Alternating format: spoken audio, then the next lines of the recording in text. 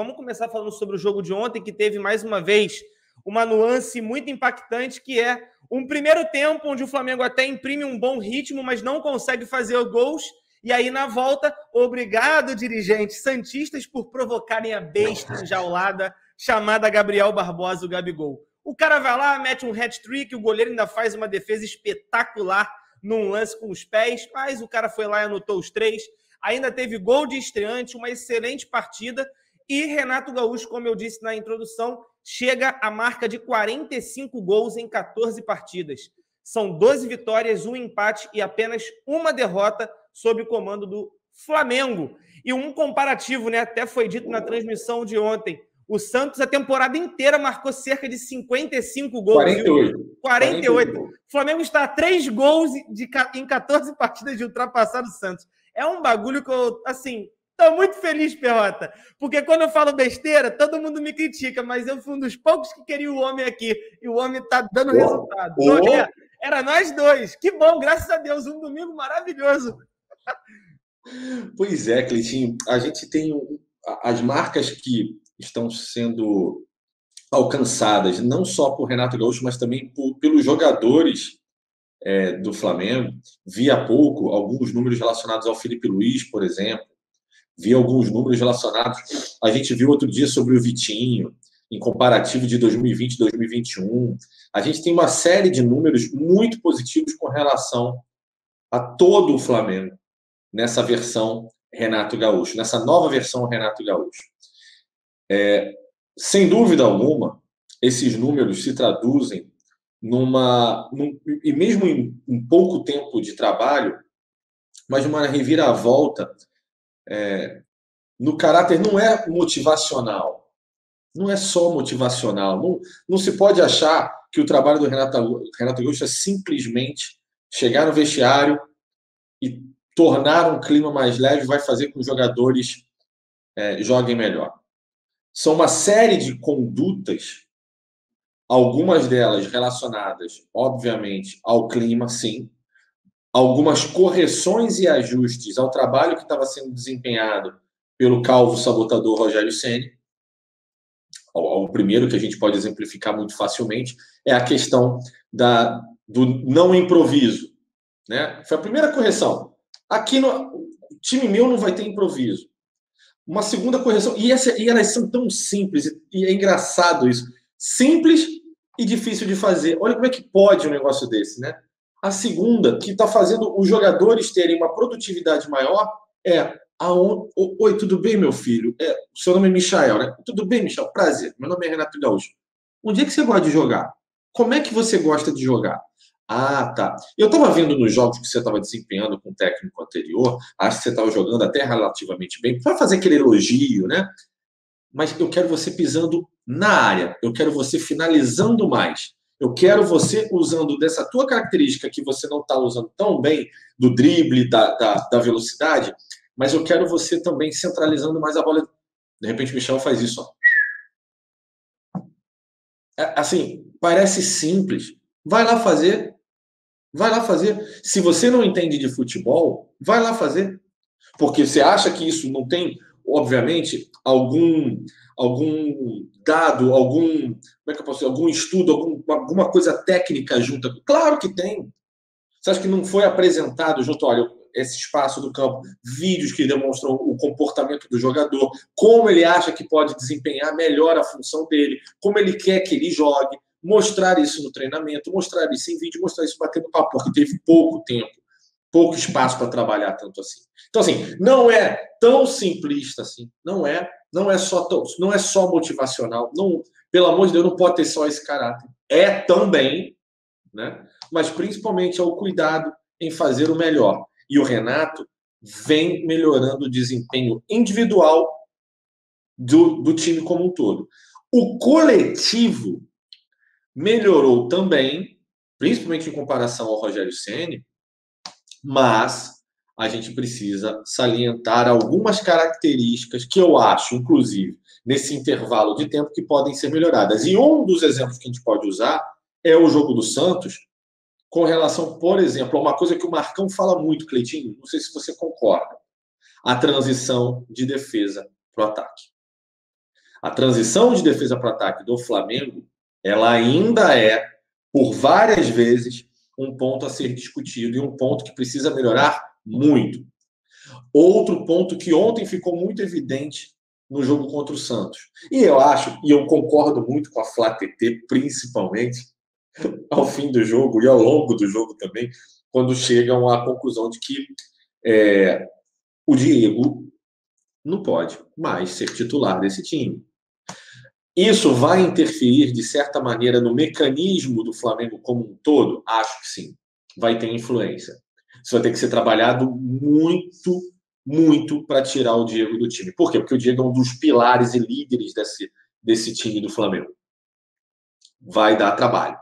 O Renato terá trabalho se ouvir e prestar atenção nessa necessidade que cada vez está mais evidente, que o Diego não pode ser volante do Flamengo.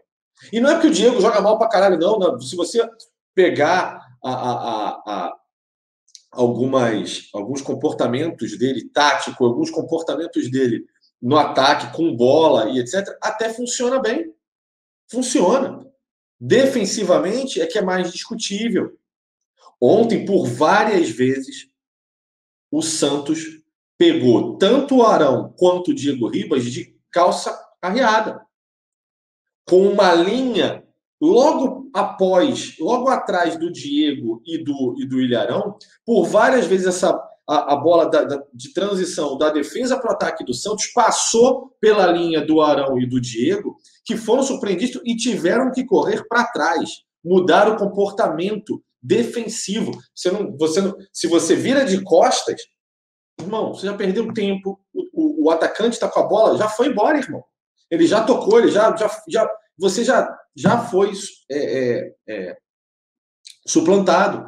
Então, assim, essa é, sem dúvida alguma, um dos espaços que precisa ser trabalhado pelo Renato Gaúcho. E, claro, a escolha das peças. A gente tem, dentro desse tema inicial com relação ao jogo, vários temas que estão intrínsecos aqui nessa live zona, inclusive, que volante poderia, então, substituir o Diego? O Andreas Pereira? Será que Thiago Mendes ainda virá? Será que teremos outro? O Thiago Maia é um monstro. Monstro. E esse cara joga é brincadeira, cara. E eu vinha falando desde o Olímpia. Se vocês pegarem os melhores passes e lançamentos contra o Olímpia, já tinham sido do Thiago Maia. Então, assim, ele é um monstro. Tá jogando demais, tá jogando melhor do que antes. E isso é uma grata surpresa. Assim, se o Andrés Pereira quer ser titular do Flamengo, não é só o Diego que ele está competindo, não, irmão. É o Thiago Maia. Se o João Gomes tinha esperança de se tornar titular em algum momento desse time, o João Gomes agora precisa realmente repensar. Né? E se vai ser negociado, né? A gente ainda tem essa questão a resolver. Pode ser que amanhã a gente tenha novidade com relação à negociação dele para o Al Ain, né? Se não me engano. Isso. Mas principalmente o jogo de ontem mostrou essa característica que o Flamengo precisa corrigir. Contra times mais qualificados vai ser duro. Se mantiver Arão e Diego, vai ser muito duro. É possível que a gente perca pontos por conta disso.